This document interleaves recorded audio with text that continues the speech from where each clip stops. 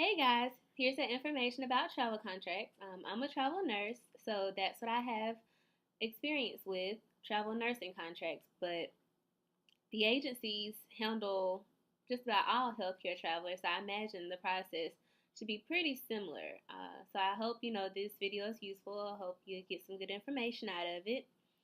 Now you want to start looking at the market for the travel contracts about 6 months in advance. Go ahead and narrow down the area that you're looking to work in to either the state or the city.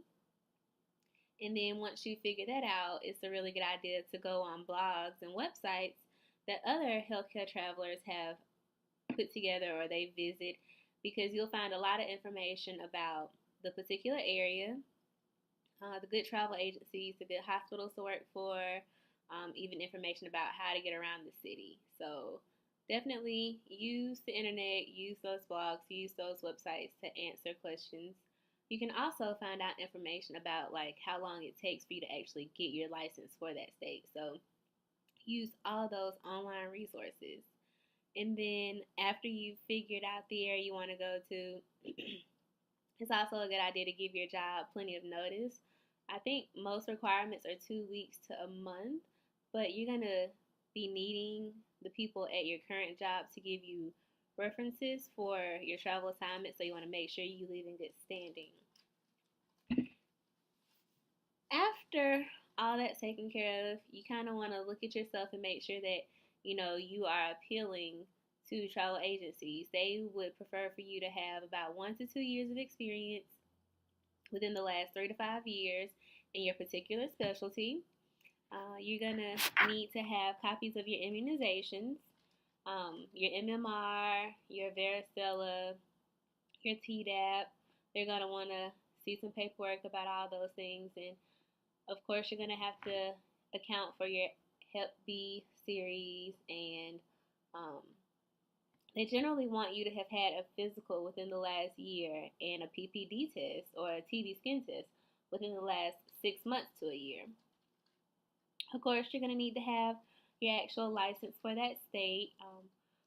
Some job postings, you don't have to have your license before you apply because their state might have like a really short turnaround for getting those licenses back. So you may be able to go ahead and apply before you actually have the license, but that's not very common. Again, that's something that you'll find out when you do the research if you start looking um, ahead a few months. And then you'll need to have a photo ID.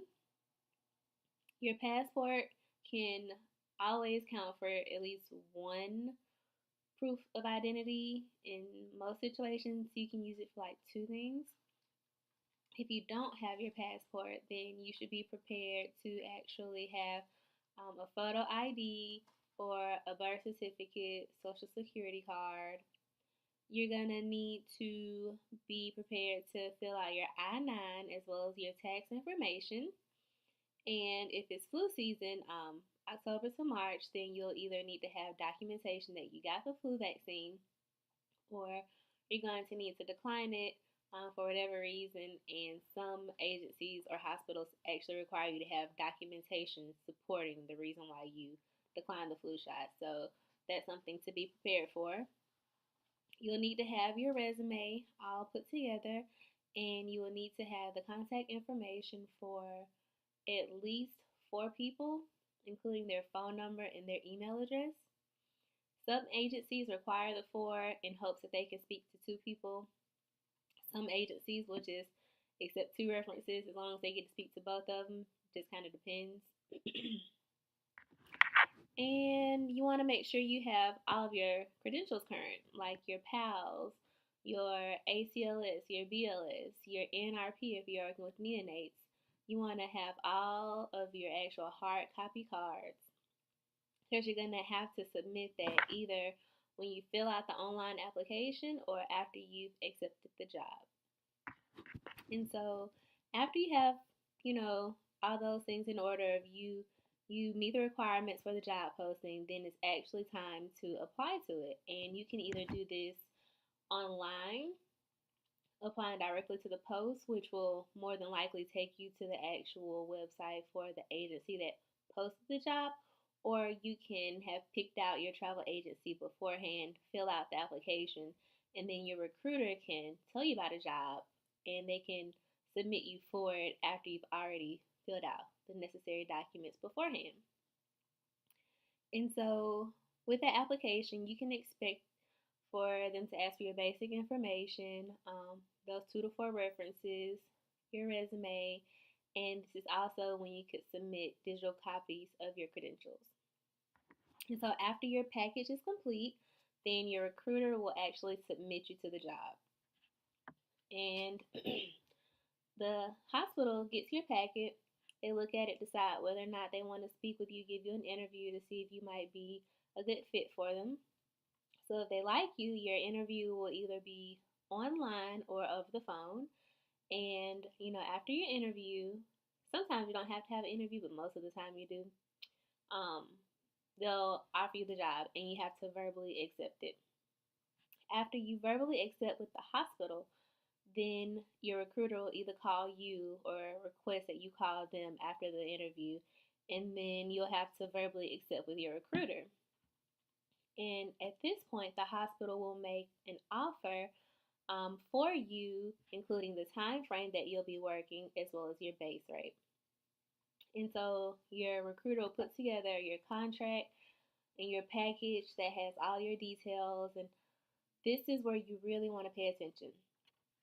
In your contract, of course, they're going to have the start date and the finish date and your base rate. They're also going to have your overtime pay, your holiday pay. It'll specify whether or not you're going to receive a living stipend or if they'll provide living for you. It'll specify your food stipend amount. It will have whether or not you get like a travel reimbursement or a sign-on bonus. Also, any dates that you requested to have off that were approved need to be actually included in your contract. What else? You will also need to make sure you understand whether or not you have a minimum number of hours that you must work during your work week. Like if your contract is for 40 hours, most companies will require that you work a minimum of 20 of those hours. And some agencies will charge you a fee if you miss a day of work. So just be very clear about that. And so after, you and your recruiter have gone through your contract and you've agreed to everything, you've signed it, everything is taken care of on that end, they'll set you up for your urine drug screen. This will be the time when they will schedule you for a physical if your physical's out of date, or you'll have your TB test placed in red. You'll get any immunizations that you need. This is the time when they will do all the medical stuff. And you should pretty much expect for the agency to cover all the costs associated with the medical clearance of you for your job posting. You will also expect an email from your recruiter telling you about your first orientation day. Should have the address where you're going and the time that you need to be there and a schedule of what's going to go on that day. Generally, you'll get 2 hospital orientation days and maybe 2 to 5 unit orientation days. Sometimes your recruiter tells you where to be for the unit orientation. Sometimes the person who hired you will tell you. Sometimes you'll get an email. That just kind of varies from situation to situation. But if you have not heard where you need to be for your first orientation, contact your recruiter. If you haven't heard back from anybody about your actual unit orientation, then you need to be trying to find that information out at least 2 days in advance. And so you get on the unit, get your orientation, get on the schedule, and basically just work your contract until it's done. Most contracts, I believe, pay weekly. Some contracts may pay bi-weekly. If you get paid weekly, you can expect your first check after 2 weeks and then weekly thereafter. Bi-weekly, I'm not familiar with, so your recruiter should have some information about that.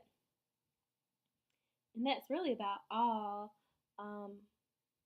If you think you're going to be traveling for a while, it's a good idea to go ahead and start discussing your next assignment like halfway through your current assignment so you can make sure that you're giving yourself enough time to see what's available when you'll be looking.